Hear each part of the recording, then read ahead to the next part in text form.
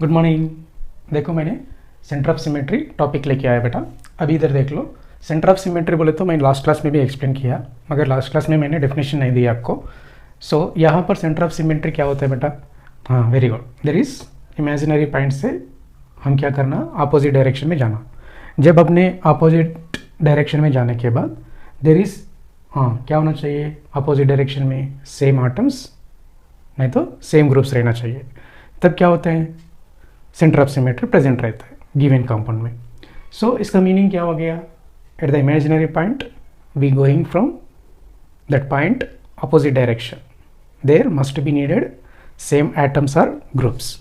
सो जब same atoms or groups रहता है तो we should be to call that given component consist centre of symmetry. Okay right. अब यहाँ पर देख लेंगे सेंटर ऑफ सिमेट्री क्या होता है, उसका डेफिनेशन मैंने इधर दे दिया।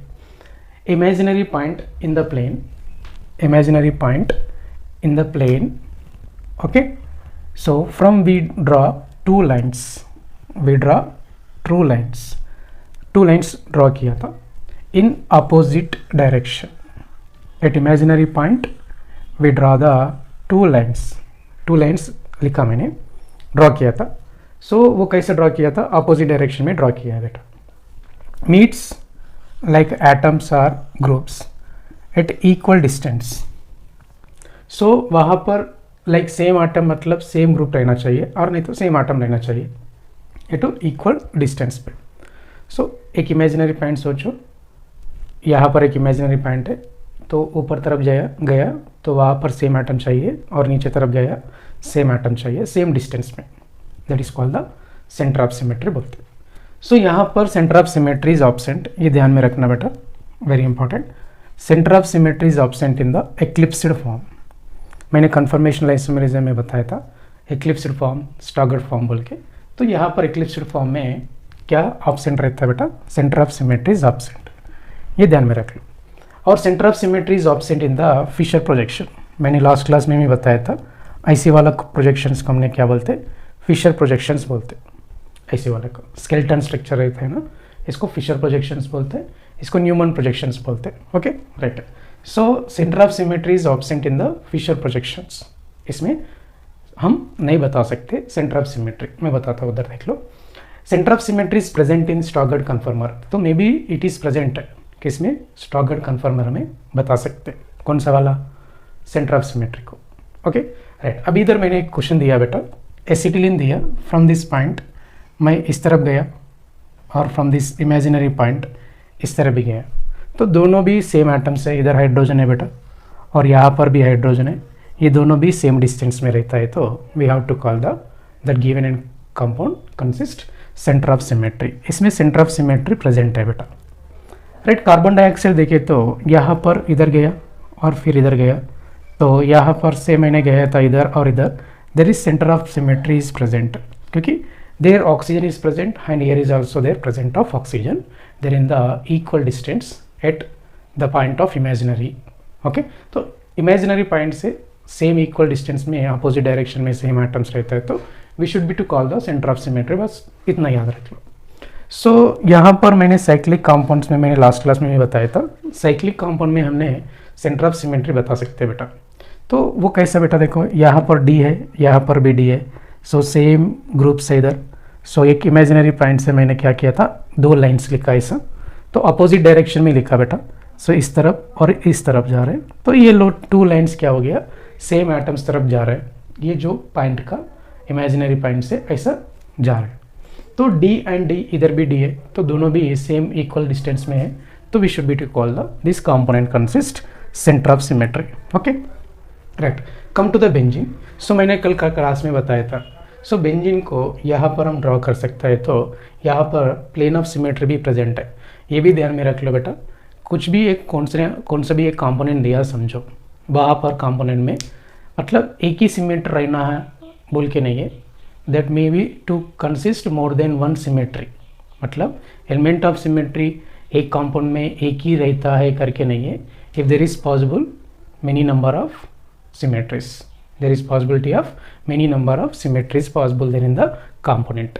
देखो कल मैंने बताया था बेंजीन में प्लेन ऑफ सिमेट्री भी रहता है करके, बताया ना, very good. So component they consist more than one symmetries.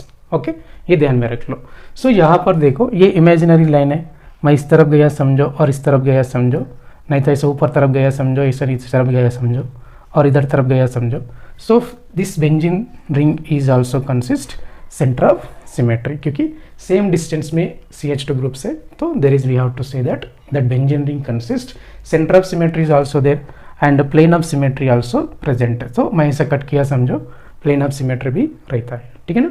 मैं बोला था ना compound that consist if is possible more than one symmetry.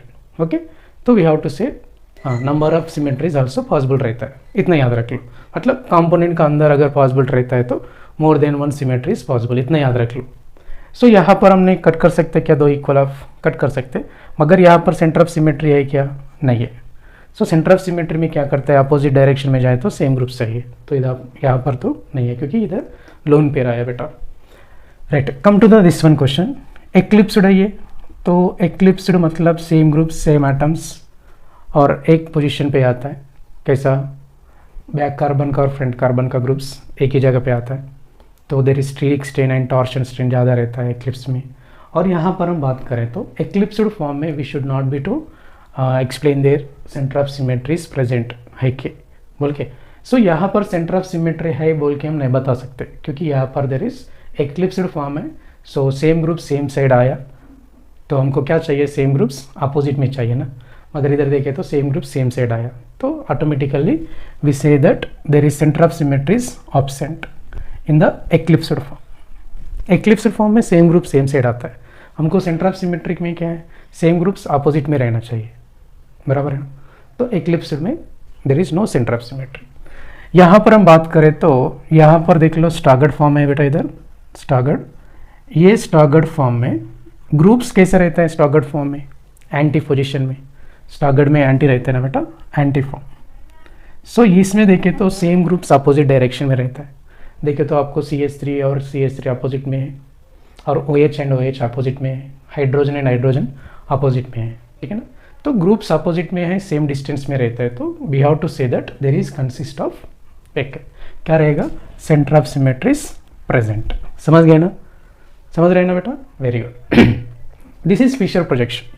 So Fischer projection में मैंने लास्ट क्लास में भी बताया था, ये फिशर प्रोजेक्शन में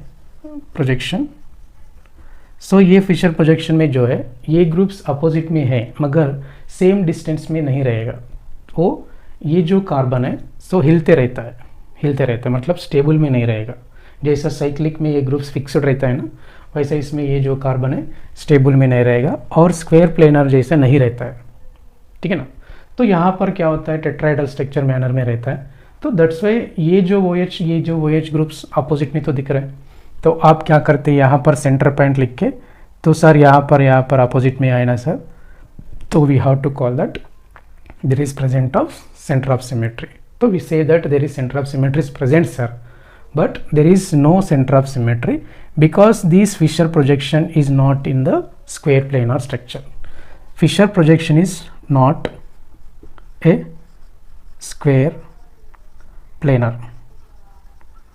So ये जो स्ट्रक्चर है स्क्वायर प्लेनर में नहीं रहेगा, और ये जो ग्रुप है इधर हिलते रहता है, ऐसा मूवमेंट होते रहता है, ये फिक्स्ड नहीं रहेगा। That's why there is no centre of symmetry in the Fischer projection.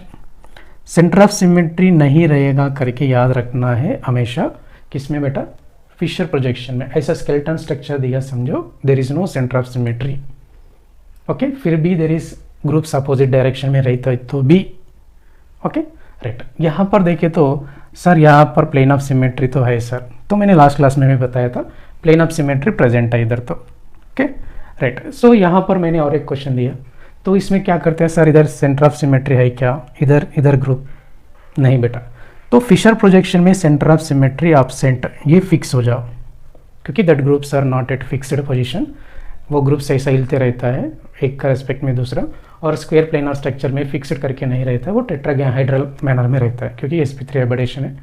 तो अगर स्क्वायर प्लेनर जैसे रहता है तो we have to mention there is opposite direction from the imaginary point, there consist centre of symmetry, but here is there is no centre of symmetry, ये group जो है हिलते रहता है, ओके। सो ये वाला इसका रेस्पेक्ट में सेम डिस्टेंस में नहीं रहता है, मतलब चेंजेस होते रहता है। तो फिशर में सेंटर ऑफ सिमेट्री एब्सेंट, इतना ध्यान रख लो। और एक्लिप्स्ड में सेंटर ऑफ सिमेट्री एब्सेंट, क्योंकि सेम ग्रुप सेम जगह पे आया। सेंटर ऑफ सिमेट्री में क्या रहता है, सेम ग्रुप अपोजिट में रहता है।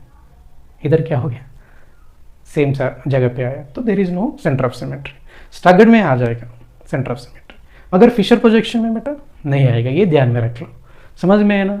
और ये पॉइंट भी ध्यान में रख लो, एक मॉलिक्यूल है, वो एक मॉलिक्यूल में मतलब एक ही सिमेट्री रहेगा करके नहीं है, पॉसिबिलिटी रहता है तो more than one symmetry is also possible, मगर in that component plane of symmetry भी पॉसिबिलिटी होता है, सेंटर ऑफ सिमेट्री भी प्रेजेंट रहता है, एक्सिस ऑफ सिमेट्री भी प्रेजेंट रहता है, तो मतलब more than one symmetry is also possibility है, ठीक है ना। तो ये ध्यान में रख लो, राइट। राइट डाउन, मैंने नेक्स्ट एक्सिस ऑफ सिमेट्री बता देता हूँ, right. Alternating axis of symmetry भी एक्सप्लेन करता हूँ, तो तब तक ये लिख के रखो बेटा, राइट। राइट डाउन,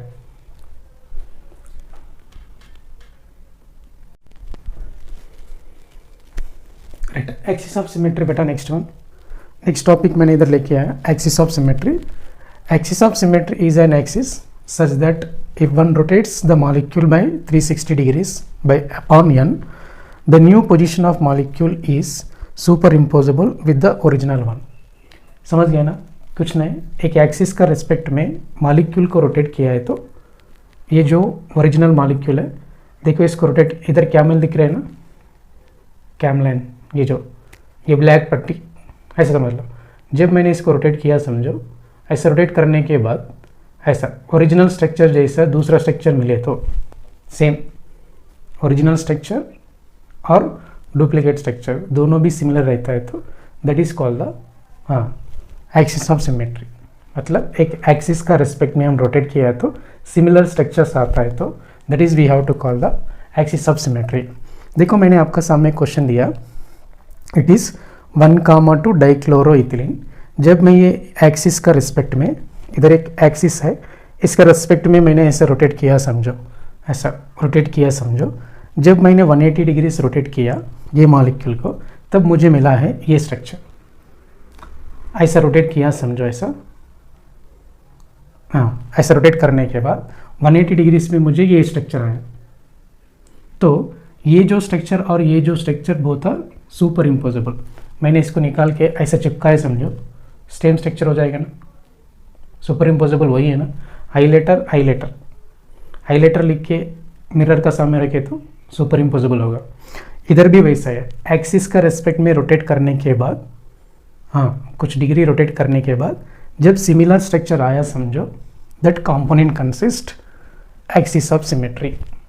ओके, इसको हमने CN से डिनोट करते हैं। N इक्वल टू क्या है, 360 डिग्रीज। ओके, यहाँ पर linear molecules has infinite axis of symmetry, मतलब लीनियर मॉलिक्यूल जो है हर एक डिग्री में हमको सिमिलर स्ट्रक्चर्स आता है बेटा। देखो यहाँ पर मैंने एसिटिलीन लिखा है, ये जो एसिटिलीन का अंदर से एक ऐसा एक्सिस लिखा समझो। जब मैंने इसको रोटेट किया समझो, हर एक डिग्री में हमको सिमिलर स्ट्रक्चर ही आएगा, क्योंकि ये लीनियर स्ट्रक्चर है, giving infinite axis of symmetry. ये ध्यान में रख लो। देखो कार्बन डाइऑक्साइड भी वैसा ही है, अगर मैंने रोटेट किया समझो, इन्फिनिट देता है, हर एक डिग्री में आपको सेम ही स्ट्रक्चर आता है ना, सिमिलर है ना, ये लीनियर है, तो लीनियर वाला को याद रख लो, इन्फिनिट एक्सिस ऑफ सिमेट्री रहेगा। एक्सिस रेस्पेक्ट में रोटेशन किया तो we getting same structure, which is that same to original structure. So this is original structure, this is duplicate structure. So after on rotation we getting this structure, and this is too similar as first one, ठीक है ना। So similar structure ऐसे याद रख लो, similar structure रहता है तो we have to call the axis of symmetry is present there in the given component. देखो बेटा यहाँ पर इथिलीन लिखा है, ये इथिलीन का अंदर से मैं ऐसा एक एक्सिस लिखा, इसका रिस्पेक्ट में मैंने 180 डिग्रीज घुमाया, ऐसा रोटेट किया समझो ऐसा। After 180 degrees we have getting the same structure. तो ऐसा भी रोटेट कर सकते, ऐसा 180 डिग्रीज रोटेट किया समझो, we have getting the same structure. तो फाइनली यहाँ पर ये जो लीनियर स्ट्रक्चर को n इक्वल टू क्या होता है, इन्फिनिट होता है। मगर इधर देखिए तो n इक्वल टू कितना होता है, 360/2 कितना हो जाएगा, 180 डिग्रीज। तो 180 आया मतलब n इक्वल टू कितना बेटा, 2। जब मैंने n 2 किया तो 180 डिग्रीज, तो 180 डिग्रीज में मुझे सिमिलर स्ट्रक्चर आया। मगर लीनियर वालों को कैसे रहता है, n इक्वल टू इन्फिनिट रहता है। हर एक मोमेंट में, हर एक डिग्री मोमेंट में, हर एक रोटेशन में क्या होता है, सिमिलर स्ट्रक्चर आता है। वहाँ पर इन वैल्यू बोलने नहीं सकते। सो हर मोमेंट में हमको, हर रोटेशन में हमको सिमिलर स्ट्रक्चर देता है, तो इन्फिनिट हो जाएगा। यहाँ पर कितना हो जाएगा बेटा, n equal to, very good, 2 हो जाएगा। यहाँ पर भी 180 डिग्री से, तो n इक्वल टू 2। जब मैंने इसका एक्सिस का रेस्पेक्ट में, ये जो एक्सिस का रेस्पेक्ट में मैंने इसे रोटेट किया समझो, तो 180 डिग्रीज के बाद में क्या हो जाएगा, सिमिलर स्ट्रक्चर आता है। तो this is n equal to 2। मगर यही स्ट्रक्चर को मैंने ऐसा एक्सिस का रेस्पेक्ट में ऐसा रोटेट किया समझो, 120 डिग्रीज। सो 120 डिग्रीज, हर 120 डिग्रीज में मुझे सिमिलर स्ट्रक्चर आता है। पहले 60, फिर बाद में 60, 120, तो सिमिलर स्ट्रक्चर ऐसा ऐसा रोटेट करके रखो, ऐसा रोटेशन करते रहो ऐसा। ओके, दिख रहा है ना ऐसा। सो रोटेशन किया तो 120 डिग्रीज पे आपको सिमिलर स्ट्रक्चर मिलता है बेटा इस समय में। तो इसका n इक्वल टू कितना बेटा, 3 होता है। Very good. सो 360/120, तो कितना हो जाएगा, 3 ओके। सो फाइनली ये होता है। नेक्स्ट वन क्या है, यहाँ पर मैंने ब्यूट 2 इन लिखा बेटा, सिस फॉर्म। इसको मैंने 180 डिग्रीज रोटेट किया, ऐसा रोटेशन किया 180 डिग्रीज, तब मुझे ये स्ट्रक्चर आया। और ये स्ट्रक्चर सिमिलर है, तो सुपर इम्पोजेबल होता है, ये ध्यान में रख लो। एक्सिस ऑफ सिमेट्री में एक्सिस का रिस्पेक्ट में रोटेशन करने के बाद जो स्ट्रक्चर आता है वो स्ट्रक्चर ओरिजिनल स्ट्रक्चर का सेम रहता है, तो सुपर इम्पोजेबल होता है। Next alternating axis of symmetry रहता है, उसमें सुपर इम्पोजेबल नहीं होता है बेटा। सिंपल वर्ड अभी सुन लो, अल्टरनेटिंग एक्सिस ऑफ सिमेट्री में सुपर इम्पोजेबल नहीं होगा। इधर हमने सिस दिया, उसमें वो आपको आता है ट्रांस, ऐसा। इधर सुपर इम्पोजेबल होता है, original structure and duplicate structure both are similar रहता है, that is axis of symmetry. कितना डिग्री पे आता है वो हम देख के बता सकते हैं, ऐसा चेक करना पड़ता है।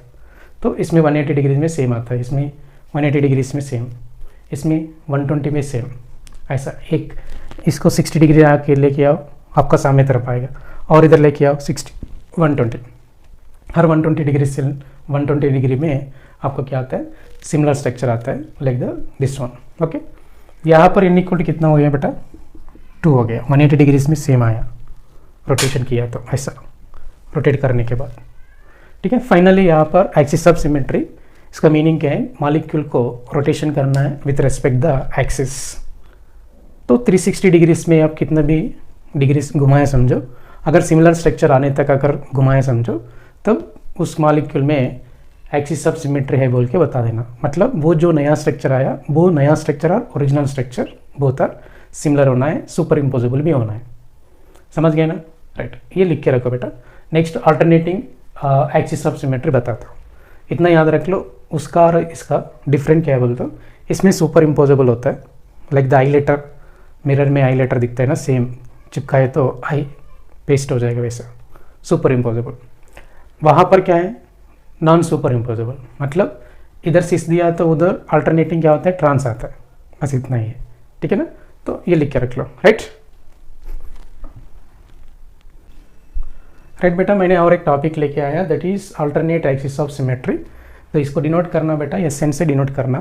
तो व्हाट इज अ SN, मतलब इधर चेक करो, an imaginary plane around which rotation by angle x। मतलब एक इमेजिनरी प्लेन था, उसका रिस्पेक्ट में मैंने क्या किया था, रोटेशन किया है सम एंगल करके। ओके, तो give its mirror image is known as alternate axis of symmetry. तो इतना याद रख लो, मिरर इमेज दिया समझो जब रोटेशन करने के बाद। इससे पहले क्लास में क्या हुआ, एक्सिस ऑफ सिमेट्री बताया। तो एक्सिस ऑफ सिमेट्री में क्या हुआ बेटा, वहाँ पर जब मैंने रोटेशन किया एक्सिस का रिस्पेक्ट में, तब मुझे सिमिलर स्ट्रक्चर आया आफ्टर ऑन रोटेशन। मगर इधर क्या हो रहा है, after on the rotation we have getting the mirror images. Mirror images बन गया तो सेम स्ट्रक्चर नहीं, मिरर इमेजेस बता रहा है। देखो जब मैंने इसको सी लेटर समझो बेटा, जब सी लेटर को मिरर का सामने रखे तो क्या होता है, ऐसा सी दिखता है ना, बराबर। अगर ई लेटर को लिख के मिरर का सामने रख लो, ऐसा दिखता है ना, तो ऐसा वाला स्ट्रक्चर्स आए तो उसको हमने क्या बोलते हैं, अल्टरनेट एक्सिस ऑफ सिमेट्री बोलते हैं। अल्टरनेट एक्सिस ऑफ सिमेट्री में क्या होता है, जब मैंने इमेजिनरी प्लेन से रोटेशन किया, जब रोटेशन करने के बाद कुछ एंगल होके वहाँ पर मला क्या दिया था, मिरर इमेज दिया है, समझो मिरर इमेजेस। मिरर इमेजेस क्या होता है, नॉन सुपर इम्पोजेबल है ना, वेरी गुड। इसका मैं इधर लिखता देख लो, non superimposable. So non superimposable structure दिया है तो इसको हमने क्या बोलते हैं, अल्टरनेट एक्सिस ऑफ सिमेट्री बोलना। लास्ट क्लास में क्या बताया था, एक्सिस ऑफ सिमेट्री बताया। एक्सिस ऑफ सिमेट्री में क्या हुआ, सुपर इम्पोजेबल स्ट्रक्चर आया, सेम स्ट्रक्चर आया। मगर इधर क्या है, अल्टरनेट एक्सिस ऑफ सिमेट्री, इधर क्या हो रहा है, non superimposable mirror images आता है, non superimposable mirror images. So non superimposable mirror images आए तो that is we have called the alternate axis of symmetry बोल लेना, समझ गया ना, वेरी गुड। सो ऐसे याद रख लो। वहाँ पर क्या होगा, एक्सिस ऑफ सिमेट्री में ए लेटर लिखा तो वहाँ पर ए लेटर ही दिख रहा है, this is superimposable, superimposable. So यहाँ पर आई लेटर लिखा, मिरर का सामने रखा तो आई लेटर दिखे तो this is superimposable. Super imposable किस में आता है, very good, axis of symmetry में आता है। एक्सिस ऑफ सिमेट्री में super imposable, alternate axis of symmetry में नॉन सुपर इम्पोजेबल। तो नॉन सुपर इम्पोजेबल का मतलब क्या होता है, मिरर इमेजेस देता है। मिरर इमेज का मतलब अगर हमने मिरर का सामने खड़े होके, ड्रेसिंग टेबल का सामने खड़े होके तो हमारा राइट हैंड साइड उसमें लेफ्ट हैंड साइड दिखता है बेटा, लेफ्ट हैंड साइड उसमें राइट हैंड साइड दिखता है बेटा। सो उसको हमने क्या बोलते हैं, मिरर इमेजेस बोलते हैं। यहाँ पर क्या हो गया, सुपर इम्पोजेबल मिरर इमेजेस आया, इधर क्या होगा, non superimposable mirror images आता है इसमें। तो यहाँ पर मैंने लिखा था, सो 2 ब्यूटीन लिखा, इसको 180 डिग्रीज बना, 180 डिग्रीज रोटेशन किया, समझो ऐसा। रोटेशन करने के बाद कुछ एंगल होके मला क्या दिया था, इधर मिरर इमेज दिया, देख लो, ये CS3 ये CS3 ये H सुपर इम्पोज होता है क्या, नहीं होता है। तो ये मिरर इमेजेस है, तो दिस इज मिरर है, मिरर इमेजेस आया। तो ऐसा रोटेशन करने के बाद सो इसका भी मैंने रोटेशन किया, समझो 180 डिग्रीज। सो मेरी यहाँ पर क्या है, CL आया और यहाँ पर भी CL आया, तो ये this is mirror. So mirror image ऐसा आया। सुपर इम्पोजेबल हुआ क्या, नहीं, नॉन सुपर इम्पोजेबल। सो यहाँ पर ये भी अगर मैंने ऐसा रोटेशन किया, ऐसा रिस्पेक्ट में भी रोटेशन किया, समझो, तब भी इधर क्या हो गया, H और इधर H, इधर भी R इधर भी R। तो सो मिरर इमेजेस आया। तो ऐसा मिरर इमेजेस आया तो we have to call the alternate axis of symmetry बोल के बोलते। सो फाइनली हमने क्या क्या पढ़ा है बोले तो, plane of symmetry. Plane of symmetry में क्या होता है बेटा, एक इमेजिनरी प्लेन लेके तो हम कट किया, तो मतलब एक इमेजिनरी लाइन अगर कंपोनेंट का अंदर से जाने के बाद 2 इक्वल ऑफ हो गया तो that is called the plane of symmetry. तो प्लेन ऑफ सिमेट्री ऐसा भी बोलते हैं बेटा, स्लाइस कटिंग्स। मतलब फॉर एग्जांपल ब्रेड लिया, समझो ब्रेड इज द थिकनेस है ज़्यादा, तो उसको हमने स्लाइस कट किया तो भी उसको भी हम क्या बोलते हैं, प्लेन ऑफ सिमेट्री भी बोलना है, स्लाइस कट्स। ऐसा मैंगो को स्लाइस कट्स करते हैं ना, कटिंग करते हैं ना, ऐसा पीसेस स्लाइस। सो वैसा ब्रेड को कट करो तो थिकनेस और स्मॉल पीसेस वो भी क्या होता है, प्लेन ऑफ सिमेट्री का एग्जाम्पल भी होता है। तो स्लाइस कट्स भी प्लेन ऑफ सिमेट्री होता है, थिकनेस वाला का, थिकनेस स्क्वायर प्लेनर का, ओके राइट, वो भी एक पॉइंट याद रख लो। और सेंटर ऑफ सिमेट्री क्या होता है, एक इमेजिनरी पॉइंट से अपोजिट डायरेक्शन में जाए तो सेम एटम्स और नहीं तो सेम ग्रुप्स इक्वल डिस्टेंस में रहता है तो we have to call the centre of symmetry, that is second one. Centre of symmetry किस में नहीं रहेगा बोले तो, वेरी गुड, एक्लिप्स में नहीं रहेगा एट द सेम टाइम, और फिशर प्रोजेक्शन में भी नहीं रहेगा, समझे ना। सो वो ध्यान में रख लो। और दूसरा क्या है, axis of symmetry. Axis of symmetry में क्या करते हैं, एक एक्सिस का रिस्पेक्ट में मॉलिक्यूल को रोटेशन करना है। 360 डिग्रीज रोटेशन करते समय में आपको उसमें 360 डिग्रीज में का अंदर अगर 180 डिग्रीज 120 डिग्रीज किधर भी अगर आपको सेम सिमिलर स्ट्रक्चर आया समझो, तो तब हम बोल देना that molecule consist axis of symmetry. मतलब original structure after on rotation structure both are similar रहता है तो we have to call the axis of symmetry, very easy, okay.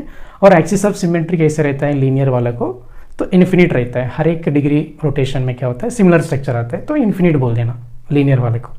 Okay right, next one क्या है, अभी हमने क्या बता रहा था, हाँ एक्सिस ऑफ सिमेट्री में क्या होता है, सुपर इम्पोजेबल मिरर इमेजेस आता है, सुपर इम्पोजेबल, ऐसा सुपर इम्पोजेबल मिरर इमेजेस आता है, उसमें सेम स्ट्रक्चर है ना, तो सुपर इम्पोज होता है।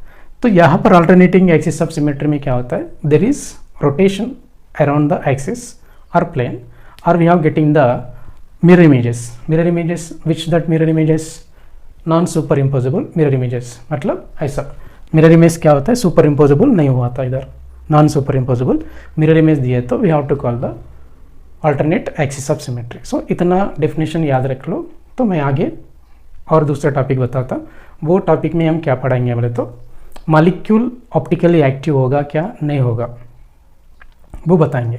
मतलब फाइनली मैंने ऑप्टिकल आइसोमरिज्म में आप ध्यान रखने के लिए क्या बोला था, हाईलाइट पॉइंट, सिमेट्री ऑब्सेंट होना चाहिए बेटा।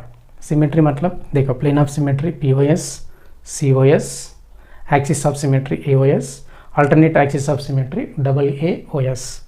इस चारों का सिमेट्री मतलब चारों में एक भी सिमेट्री आया समझो मॉलिक्यूल में, तो that molecule is optically inactive.